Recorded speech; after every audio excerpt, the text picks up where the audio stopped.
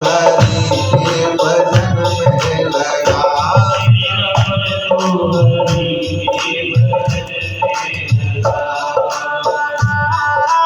आवाज में वाइब्रेशन ज्यादा हो। हरि बोल।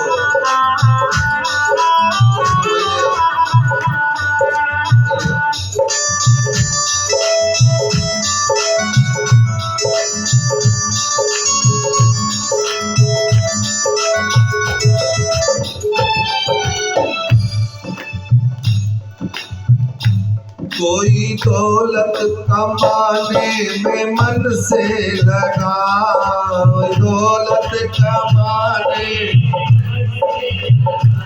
कोई दौलत कमाने में मन से लगा, दौलत, कोई दौलत उड़ाने में मन से लगा,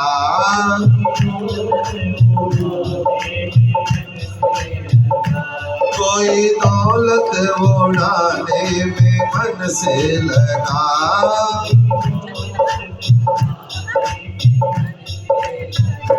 कोई चोरी चकारी की धुन में लगा,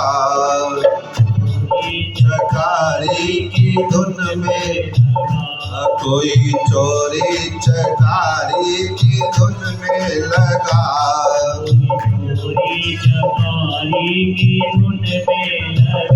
मेरा मन तो हरि के भजन में लगा, मेरा मन तो हरि के भजन में। कोई देकर के धोखा सफल हो गया,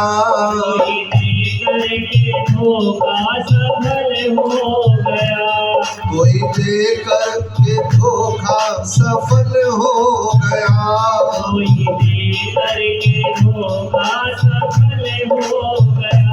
कोई कर कर के मेहनत विफल हो गया, कोई कर कर के मेहनत विफल हो गया, कोई अपना बनाने भवन में लगा, अपना बनाने भवन में लगा, कोई अपना बनाने भवन में लगा, कोई अपना बनाने भवन में लगा, मेरा मन तो मैया के भजन में लगा, मेरा मन तो मैया के भजन में लगा, मेरा मन तो मैया के भवन में लगा, मेरा मन तो मैया के भवन में लगा, कोई धन में लगा, कोई धन में लगा, कोई धन में लगा,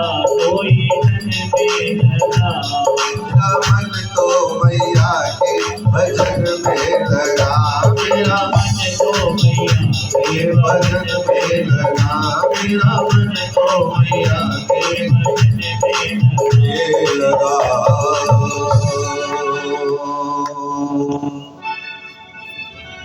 और इस कथा यज्ञ में आज हमारे परम श्रद्धेय पीयूष गोयल जी हैं। अच्छा, हमारे आदरणीय पीयूष जी हरिद्वार से चल करके कथा में पधारे हैं। यहाँ व्यासपीठ से और समस्त आयोजक के परिवार की ओर से आपका हार्दिक अभिनंदन। हमारे आदरणीय संजय जी रुड़की से ही हैं, उनका भी आगमन हुआ है, वह भी व्यासपीठ से, उनका भी हार्दिक अभिनंदन। श्री मनोज शर्मा जी सेठपुर से, आदरणीय मनोज शर्मा जी आए हैं सेठपुर से, आपका भी व्यासपीठ से और पूरे आयोजक मंडल की ओर से बहुत बहुत शुभ आशीर्वाद। आप सबको आशीर्वाद की श्रृंखला में आमंत्रित किया जाएगा। और आइए हम सब लोग भगवती के चरणों में अपने ध्यान को एकाग्रचित वहीं करते हैं। सर्वशक्ति महामाया दिव्य ज्ञान स्वरूपिणी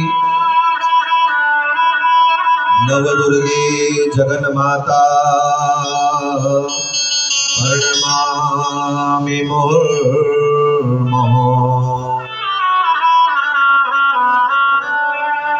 जहां मन गया वहीं संपूर्ण शरीर चला जाता है।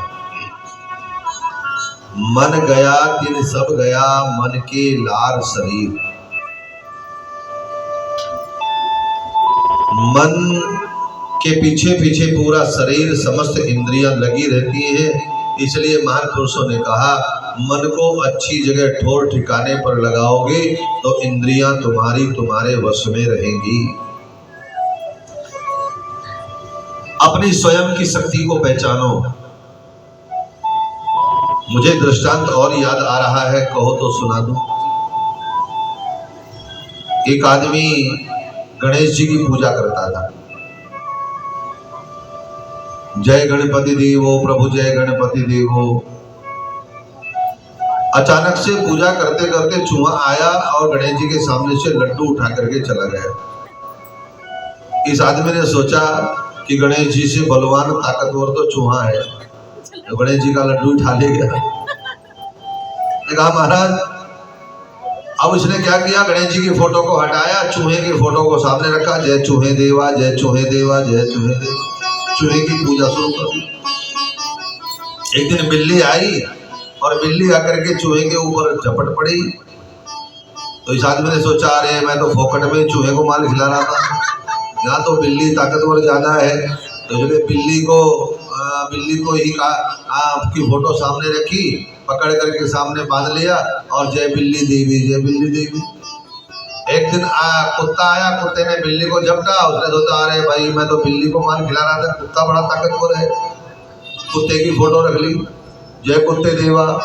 एक दिन उसकी पत्नी ने को आया गुस्सा, उसने उठाया डंडा और इस कुत्ते को दे मारा। अब इसकी आंखें खुली रह गई, ओ मैं तो फोकट में कुत्ते को मार खिला था, कुत्ते से ज्यादा ताकतवर तो मेरी पत्नी है। इसलिए पत्नी को सामने बिठाया, जय पत्नी देवी, जय पत्नी देवी, तुम्हारी शरण में आया हूँ, मेरी रक्षा करो। अब पत्नी, एक दिन क्या हुआ कि इसे खुद को गुस्सा आया पत्नी के ऊपर किसी बात पर। हो सकता है चीनी ज्यादा डाल दी हो चाय में, कुछ भी कर दिया हो। ऐसे गुस्सा आया, इसने थप्पड़ लगाया पत्नी को और अपनी तीसरी आंख खुल गई। अरे मैं फोकट में पत्नी को की पूजा कर रहा था, अरे पत्नी से ज्यादा ताकतवर तो मैं हूँ। तो उसने अपने स्वयं को जाना कि मैं ताकतवर हूँ, मेरे अंदर जो शक्ति है वो सबसे महान, उस भगवती की शक्ति मेरे अंदर विराजमान है। जब व्यक्ति अपने आप को जान लेता है, अपने आप को स्वयं की शक्ति को पहचान लेता है, तब वो निर्भय हो जाता है। उसे मृत्यु का भी कोई डर नहीं रहता, उसे कोई भयभीत नहीं कर सकता, जो स्वयं को जान लेता है। अच्छा, आज हम दुखी हैं। आज हम दुखी क्यों हैं? हम संसार को जानते हैं, रिश्तेदारों को जानते हैं, सगे संबंधियों को जानते हैं। मोबाइल भी खोलेंगे तो लोगों को ही देखेंगे, कौन कहाँ क्या है। दुनिया को जानते हैं पर अपने आप को नहीं जानते, इसलिए दुखी हैं। महान पुरुषों ने कहा, इस सृष्टि में जिस मनुष्य ने अपने आप को जाना, बोलो वो सुखी हो गया। जो दुनिया के चक्कर में पड़ा रहा, वो दुखी होकर के संसार में ही फंसा रहा, संसार में फंसा रहता है, वो आगे नहीं बढ़ पाता। निवेदन करता हूं, नारायण का मधु और कैटव को युद्ध करते करते कई वर्ष हो गए। ये काम और क्रोध के ऊपर विजय पाना इतना आसान नहीं है। तब काम और क्रोध को कैसे विजय पा सकते हैं? भगवान नारायण ने अपनी माया का प्रभाव किया और माया का प्रभाव करके जो है इधर ध्यान में बैठ गए। ध्यान में बैठ करके नारायण ने क्या देखा कि इनको तो इच्छा मृत्यु का वरदान है, ये तो अपनी इच्छा से ही मर सकते हैं, इन्हें कोई नहीं मार सकता। भगवती का वरदान मिला हुआ है, तुम अपनी इच्छा से मरोगे। अब नारायण ने अपनी माया का प्रभाव किया और नारायण ने कहा इन दैत्यों से, हे राक्षसों, तुम वरदान मांग लो, कुछ भी वरदान मांग लो, मैं तुम्हें समस्त वरदान दूंगा। इन राक्षसों ने कहा, हे विष्णु, तुम क्या वरदान दोगे? तुम ही हमसे कुछ मांग लो, हम तुम्हें सब कुछ दे देंगे। तुम हमसे कुछ मांगो, जो जो जो कहोगे हम देंगे, तुम ही मांगो हमसे। हमारे पास बहुत कुछ है, हम सारे सृष्टि में अपनी इच्छा के बिना मर नहीं सकते, इसलिए हमारी मृत्यु नहीं होगी, हम अजर अमर हैं। इसलिए हे विष्णु तुम ही हमसे कुछ मांग लो जो मांगना हो। भगवान विष्णु ने कहा सच बताओ जो मैं मांगूंगा वो तुम दोगे क्या? राक्षसों ने कहा बिल्कुल पक्का। बोले पक्का है? बोले हाँ। नारायण बोले अपना मस्तक धड़ पर, अपना मस्तक जो धरती पर रख दो, पृथ्वी पर रखो अपना मस्तक। लेट गए दोनों राक्षस, दोनों ने अपना मस्तक जो है मस्तक धरती पर रखा और भगवान ने, नारायण ने सुदर्शन चक्र को आज्ञा दी। सुदर्शन चक्र गया, दोनों राक्षसों का मस्तक धड़ से अलग कर दिया, दोनों की मृत्यु हो गई, दोनों का वध हो गया।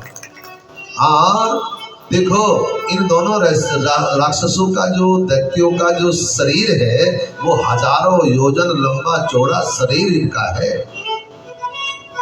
इसका अर्थ यह है कि हमारे भीतर जो दोनों राक्षस हैं, काम और क्रोध, काम और मोह, इनका भी हजारों योजन का विस्तार है। ये भी 2-4 हाथ रोज बढ़ते हैं, काम भी और मोह भी। दोनों का उद्धार हुआ। ब्रह्मा जी अपने स्थान को चले गए, भगवान नारायण वैकुंठ को चले गए। और यहाँ ये समझने का विषय है, इनका शरीर बड़ा विस्तार, बहुत लंबे चौड़े राक्षस थे। ऐसे ही हमारे अंदर छिपे हुए काम और वासना का जो विस्तार है वो बहुत भयंकर है, वो पीछा नहीं छोड़ने वाला है, बुढ़ापे में भी पीछा नहीं छोड़ने वाला है, बहुत विस्तार है उसका।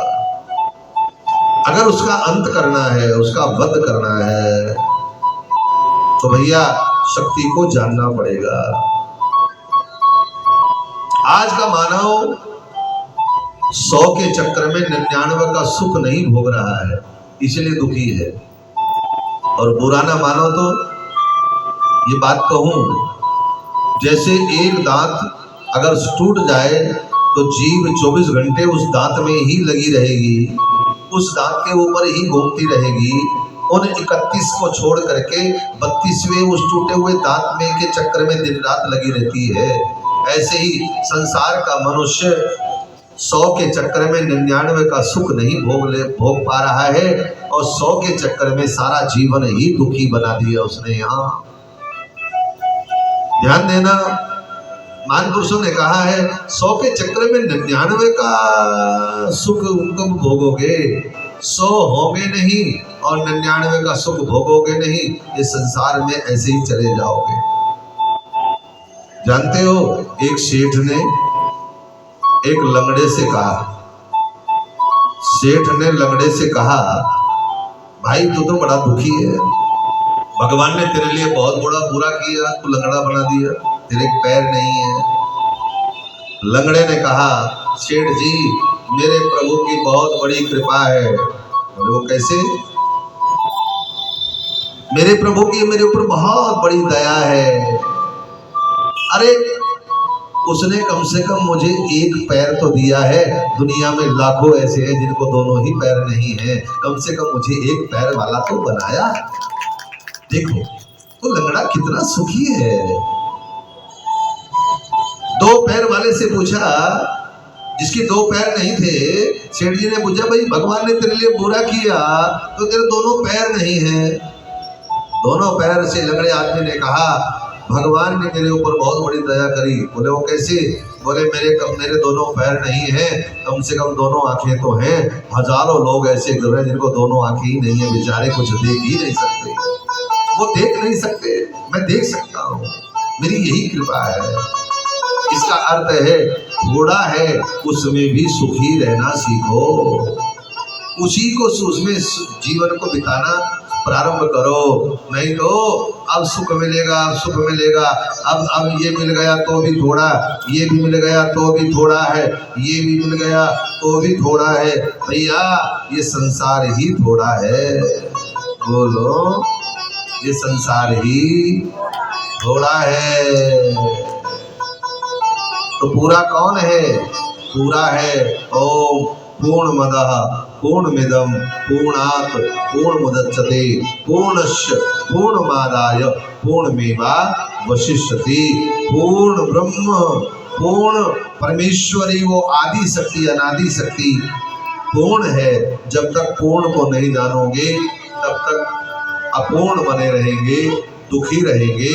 जिस दिन पूर्ण को जान लिया उस दिन परम सुखी होते चले जाएंगे। दुनिया के दुख का एक ही कारण है कि सब जानते हैं, अपने अंदर रहने वाले को हम नहीं जानते, यही दुख का कारण है। संसार को जानते हैं, अपने अंदर रहने वाले को हम नहीं जान पाते। प्रेम से बोलो जय माता। परम श्रद्धे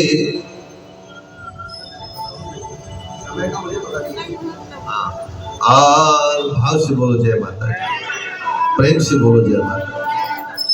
सब जानते हैं पर स्वयं को नहीं जानते, इसीलिए हम दुखी हैं। यदि हम अपनी महिमा अपने आप को जान लेते हैं तो निसंदेह परम सुखी हो जाते हैं। जब से चरणों में सर को झुकाया मुझे जीने का मैया मजा आ गया। जब से चरणों में सर को झुकाया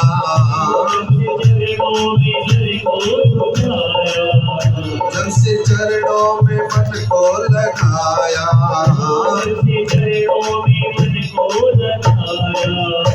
मुझे जीने का मैया मजा आ गया। जीने का मैया मजा आ गया।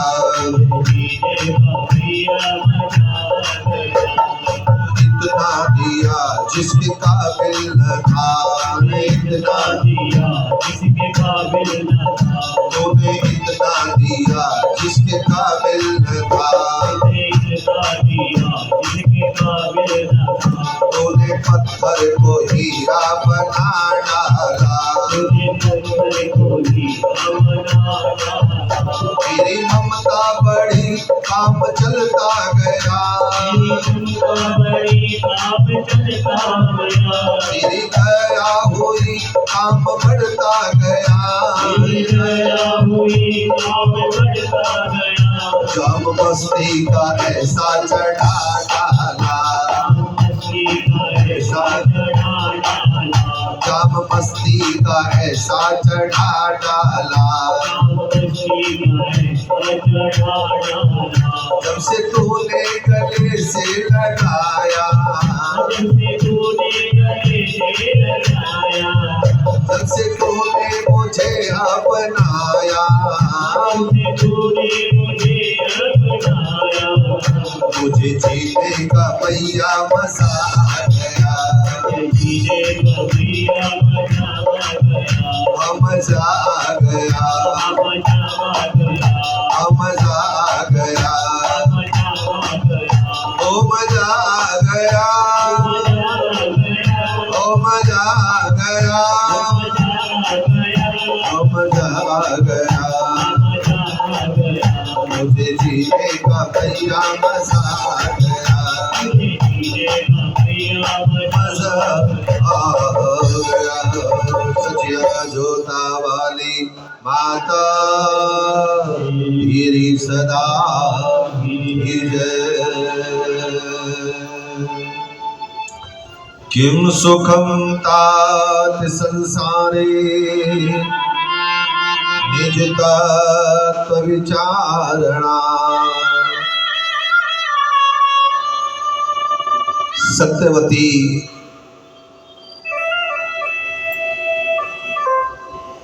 व्यास जी